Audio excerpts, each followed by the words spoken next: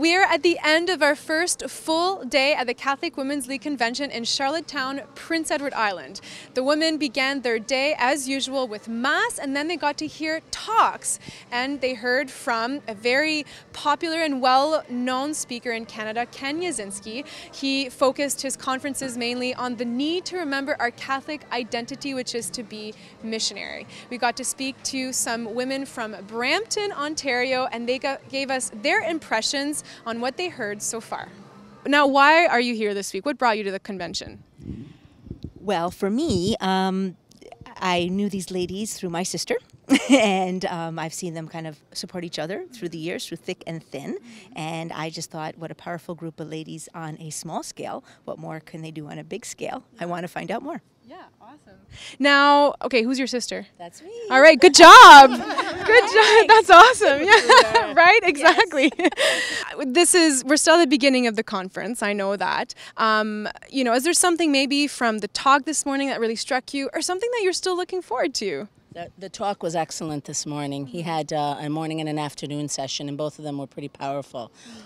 One was about positivity and gratefulness and where the blessings are in our life day to day and all the little things that maybe sometimes we fail to notice. So I thought that was a really powerful way to start the session today. I really enjoyed that. Really enjoyed that.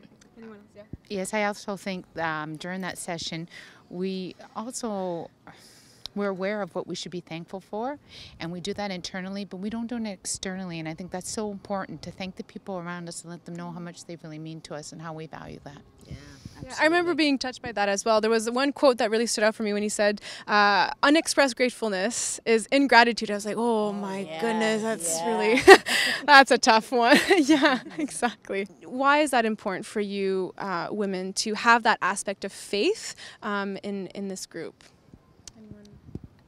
I think for me, I think women have a different view of the world, and that's not a sense of saying that we're less equal, we're just different. And I think asserting that way of looking at the very unique world view, which is, I think, more communal, is an important one, now perhaps more than ever. In a world of discord, I think we need to really push and perhaps become a little bit more assertive in delivering that message. Beautiful. Yeah. I also think that a lot of different faiths look upon the Catholic system and say that, women are minimized. And the Catholic Women's League allows a woman to come to the forefront. One voice makes so much difference. So everybody needs to know that your voice needs to be heard, and one voice can do so much. And finally, before we sign off, of course, the Catholic Women's League Convention is not just about business meetings, but also about creating fellowship. And one of the ways that they did that was by going on tour to visit Charlottetown. And one of the special stops that they did was at Cow's Ice Cream, which is known as the best ice cream in Canada, and we got to taste this ice cream. So we're about to do that again for the second time this week, and we hope you enjoyed our coverage so far of the convention, and be sure, as we've mentioned before, to tune in to Perspectives for special interviews this week.